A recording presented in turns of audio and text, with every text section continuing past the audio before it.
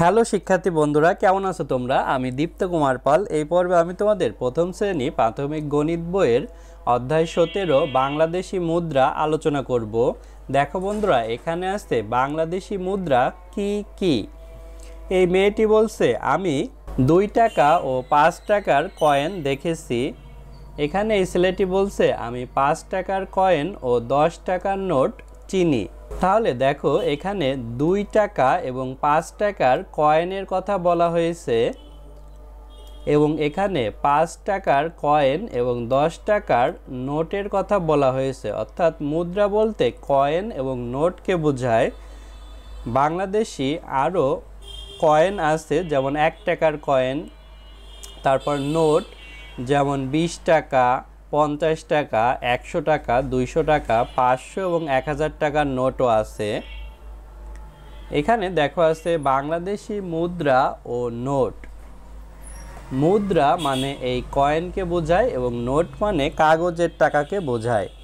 এখানে দেখো 1 টাকা এমন ছিল, অর্থাৎ সামনে বঙ্গবন্ধু শেখ মুজিবুর রহমানের ছবি এবং অপর পাশে শাপলা ফুলের ছবি। 2 টাকার কয়েনও একই রকম, অর্থাৎ এক পাশে শাপলা ফুল এবং অপর পাশে বঙ্গবন্ধু শেখ মুজিবুর রহমানের ছবি। 5 টাকার কয়েন, যেটির এক পাশে হচ্ছে যমুনা সেতু এবং অপর পাশে শাপলা ফুলের ছবি। দেখো, এখানে আছে বাংলাদেশি মুদ্রা এর নোটগুলো। এখানে 1 টাকার নোটের ছবি আছে। 1 টাকার নোট অনেক আগে ব্যবহার করা হতো। এর এক পাশে হরিণের ছবি, এখানে 3টি হরিণ আছে এবং অপর পাশে এভাবে শাপলা ফুলের কয়েনের মতো ছবি। 2 টাকার নোট 2 রকম হয়ে থাকে। আগে এভাবে শহীদ মিনারের ছবি এক পাশে থাকতো, অপর পাশে দোয়েল পাখির ছবি থাকতো। এখানে দেখো 5 টাকার ছবি দেয়া আছে। 5 টাকার ছবি আগের ছবিগুলোতে এভাবে একটি মসজিদের ছবি দেয়া থাকতো 5 টাকায়। এখন 5 টাকার নোটে বঙ্গবন্ধু শেখ মুজিবুর রহমানের ছবি দেয়া থাকে। 10 টাকার নোটে, আগের 10 টাকার নোটে এভাবে বাংলাদেশের একটি মসজিদের ছবি দেয়া থাকতো, কিন্তু এখন 10 টাকার নোটে বঙ্গবন্ধু শেখ মুজিবুর রহমানের ছবি দেয়া থাকে। এটি নতুন 10 টাকার নোট। একইভাবে 20 টাকার নোট, পুরাতন 20 টাকার নোটে এভাবে 60 গম্বুজ মসজিদের ছবি দেয়া থাকতো।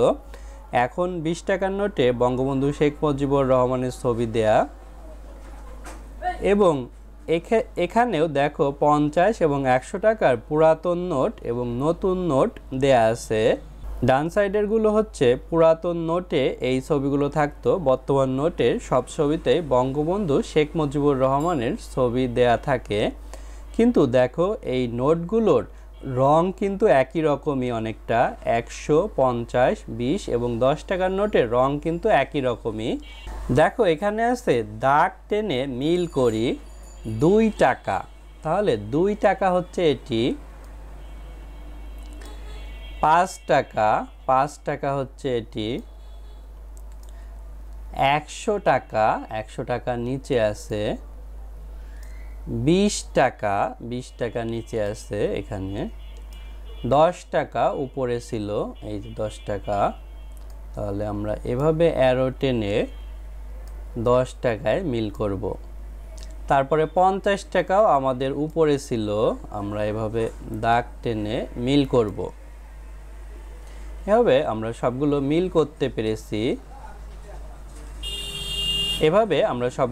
করতে পেরেছি। বন্ধুরা দেখো, এখানে আছে যদি রেজার নিচের নোটগুলো থাকে তবে তার কাছে কত টাকা আছে। রেজা নামে একটি মেয়ে, যার কাছে নিচের নোটগুলো আছে, অর্থাৎ একটি 50 টাকার নোট এবং একটি 20 টাকার নোট। তাহলে তার কাছে কত টাকা হবে? তার কাছে হবে 5 আর 5, অর্থাৎ 55 টাকা। বস্তুর দাম কত? দেখো, এখানে একটি এই পেন্সিল বাক্স আছে। এই বাক্সর দাম একটি 50 টাকার নোট এবং একটি 10 টাকার নোট। তাহলে এটির দাম হবে 50 আর 10-এ 60 টাকা। তারপরে এই বুক 1 অর্থাৎ বই 1, এই বইটির দাম হচ্ছে 20 টাকা এবং 10 টাকা, তাহলে হবে 30 টাকা। নিচে দেখো আছে একটি খেলনার দাম 60 টাকা, তুমি কোন কোন মুদ্রা ব্যবহার করে খেলনাটি কিনবে? এই যে একটি খেলনা অর্থাৎ কাঠের ঘোড়া, এই ঘোড়াটির দাম হচ্ছে 60 টাকা। এই 60 টাকার কাঠের ঘোড়াটি কিনতে আমাদের কোন কোন মুদ্রা দিতে হবে? এক্ষেত্রে আমরা যদি একটি 50 টাকার মুদ্রা এবং একটি 10 টাকার মুদ্রা দিই, তাহলে কিন্তু 60 হবে, অর্থাৎ 50 আর 10 যোগ করলে যেহেতু 60 হয়। তাছাড়া আরোভাবেও আমরা কিন্তু এই 60 টাকা করতে পারি, যেমন 10 টাকার নোট 6টি দিতে পারি, 20 টাকার নোট 3টি দিতে পারি এভাবে, বা 20 টাকার নোট 2টি দিলে 40 টাকা হবে এবং 10 টাকার নোট 2টি দিলে 20 টাকা হবে, এভাবেও 60 টাকা হতে পারে।